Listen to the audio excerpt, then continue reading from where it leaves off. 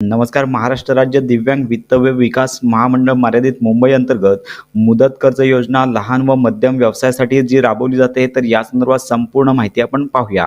तर या योजनेअंतर्गत दिव्यांग व्यक्ती कोणताही लघु उद्योग, प्रक्रिया उद्योग, वस्तू उत्पादन उद्योग, गृह उद्योग करू शकतो. तर यामध्ये प्रकल्प मर्यादा 5 लाखांपर्यंत आहे आणि व्याजदर 50,000पर्यंत 5% इतका व्याजदर.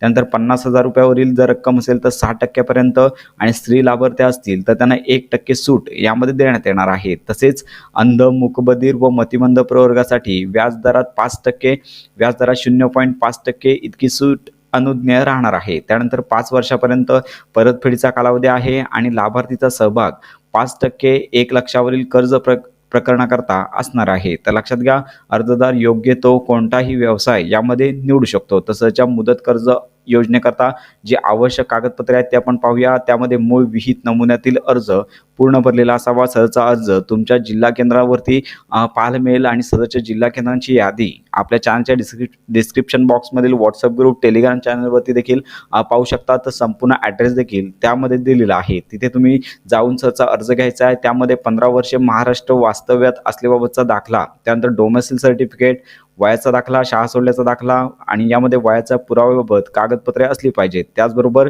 दिव्यांगत्वाचा दाखला, सेल्फ अटेस्टेड कॉपीज तुम्हाला जोडायची आहे. त्यानंतर पॅन कार्ड, आधार कार्ड, वोटिंग कार्ड किंवा दिव्यांग ओळखपत्र तुम्ही येथे जोडू शकता. त्यानंतर पासपोर्ट साईज फोटो अर्जावर चिकटवण्यात यावेत. त्याचबरोबर जागेच्या उपलब्धतेचा पुरावा आणि स्वतःच्या जागा जर असेल तर कर पावती आणि नातेवाईकांची असेल तर संमतीपत्र आणि भाड्याची जागा असेल तर भाडे करारनामा. त्याचबरोबर कर्जबाजारी वित्त संस्थेचा थकबाकीदार नसल्यास प्रतिज्ञापत्र ₹100च्या स्टॅम्प पेपरवर लागेल. त्यानंतर व्यवसायाबाबत प्रकल्प अहवाल ₹3 पर्यंतच्या लाभार्थ्यांच्या स्वाक्षरीने प्रमाणित केलेला चालणार आहे. त्यानंतर दरपत्रक आणि ₹3 जास्त कर्जासाठी शासकीय सेवेत असलेल्या जामीनदाराची कागदपत्रे, तर यामध्ये पगारपत्र, ओळखपत्र व हमीपत्र जोडावे लागणार आहे. त्यानंतर वैधानिक कागदपत्र, यामध्ये स्थळ पाणी लागेल, जामीनदारांची वैयक्तिक माहिती लागेल, पैसे दिल्याची पावती, डीपी नोट, प्रतिज्ञापत्र, लाभार्थीच्या नावे ₹100 स्टॅम्प पेपरवर लागणार आहे. त्यानंतर जामीनदार करारनामा ₹100 स्टॅम्प पेपरवर, तारण करारनामा ₹100च्या स्टॅम्प